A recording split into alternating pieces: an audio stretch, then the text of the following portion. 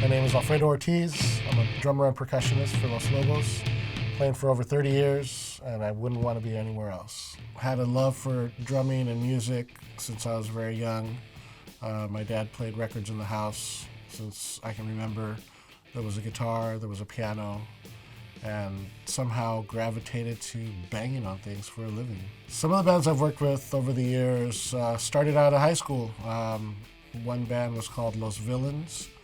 The other band was called Yeska. I graduated high school and both bands played a lot in Hollywood.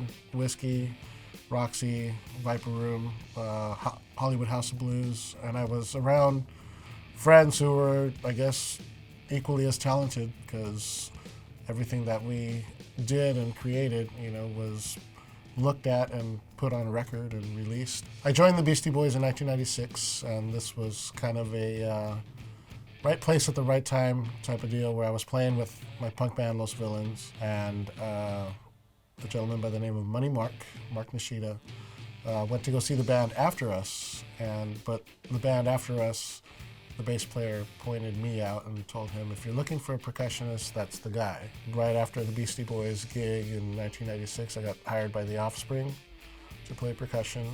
I've recorded on Tenacious D's first record as a percussionist. So my whole life I wanted to be a drummer, and I got all the gigs on percussion, which is fine because the gig I have now has the best of both worlds. I grew up watching my brother play music. He was a keyboardist, Hammond organ player, and unfortunately he passed away when he was young, around his mid-30s. Before he passed, he found out that I was that I was starting to play and, become more involved in music. But at the same time that we lost, my brother is when I met Mark Nishida, who pretty much took me under his wing when he met me. And I don't know, sometimes I look at his hands and I see my brother's hands and Mark's hands, so I kind of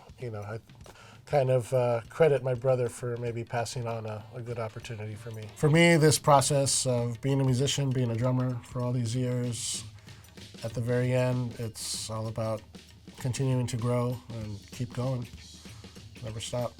The first time I was introduced to SKB was, I believe, in high school. The cases that we had for all the bass drums and the marching snares, they were SKB, and I didn't pay much attention to it until I actually had to buy one myself. I went to Guitar Center and bought my first SKB snare drum case and realized, okay, this is what I need to protect my stuff, because before my drums used to roll in the back of the pickup truck.